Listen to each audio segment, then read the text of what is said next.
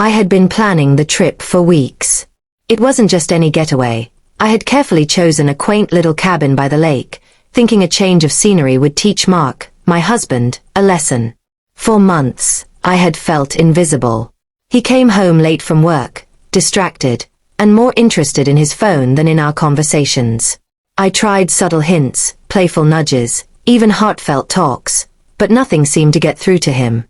So I decided, maybe a little distance, a little me time, would make him realize my worth. A short trip, a few days away, just to shake things up. I packed my bags, kissed him goodbye, and told him it was a business retreat. A lie, yes, but I convinced myself it was harmless. The first day went smoothly. The lake was serene, the air crisp, and I felt a fleeting sense of freedom. I called my best friend to gush about the peace, imagining Mark back home, realizing for the first time what life would be like without me. But by the second day, I noticed something strange. My phone rang. It was from home. I hesitated before answering, a premonition settling in my chest. "Hello?" I asked cautiously. It was Mark's lawyer. "Mrs. Thompson," he said formally. "I hope you are well. I'm calling to inform you that your husband has filed for divorce. The papers have been served, and you can find everything at your home address." My heart stopped. I laughed nervously, thinking it was a mistake. What? No, this must be a misunderstanding. He couldn't have filed. We just talked last week. "I'm afraid it's correct, ma'am," the lawyer said. "The documents are at your home. I advise you to review them promptly."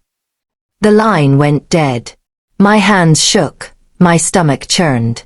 I sank onto the cabin floor, staring at the serene lake view outside the window, feeling my carefully planned trip collapse into chaos. I had wanted to teach him a lesson, to show him what he was taking for granted, but the lesson was for me. I rushed home, driving hours in a blur, imagining confrontations, apologies, and explanations. When I arrived, the house was eerily quiet. On the kitchen table lay a thick envelope. Inside were the divorce papers. I sank into a chair, tears threatening to fall. How could a simple trip, meant to awaken him to my presence, lead to this? How could I have been so blind? Minutes later, Mark walked in. His expression was unreadable, a mixture of sadness and resolve. "I filed," he said quietly, sitting across from me. I tried talking, trying to explain what was happening in my life, but nothing changed. "You left without telling me the truth, and I realized we were growing apart. I love you, but I can't live in a relationship where communication doesn't exist." My chest tightened. "Mark, I thought a little distance would make you realize." He shook his head gently. "It's not distance you needed. I needed honesty. And I needed to feel that we were facing life together, not avoiding problems. Leaving without telling me, pretending, that broke the trust. And trust is everything." I wanted to argue, to convince him that my intentions were good, but the truth hit me harder than anything he could say.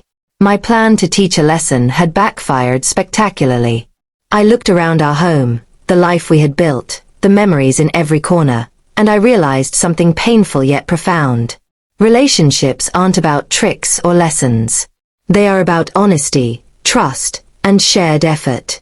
My actions, though meant to awaken him, had instead revealed my own shortcomings. Hours passed. We sat in silence, the weight of reality settling between us. Mark was calm, resolute, and yet there was no bitterness in his eyes, only clarity. I realized then that the lesson I wanted him to learn was one I needed to learn myself. Love isn't about forcing recognition. It's about showing up, communicating, and growing together. Trying to manipulate feelings through absence only leads to misunderstanding and heartbreak. That night, as I sat on the edge of our bed, divorce papers in hand, I made a promise to myself. If this relationship was to survive, it would be on a foundation of honesty, vulnerability, and true effort. No games, no hidden trips, no lessons through absence. Mark and I didn't speak much after that evening, but the air was different. Not cold, just sober, reflective. I understood that actions have consequences, and even well-intentioned schemes can unravel what we hold dear.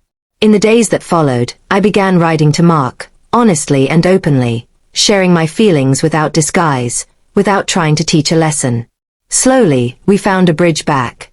Not the same, not perfect, but real. And the trip, the little getaway that was supposed to teach him a lesson? It ended up teaching me the most important lesson of all. Love cannot be forced, manipulated, or tricked. It thrives in honesty, trust, and mutual respect.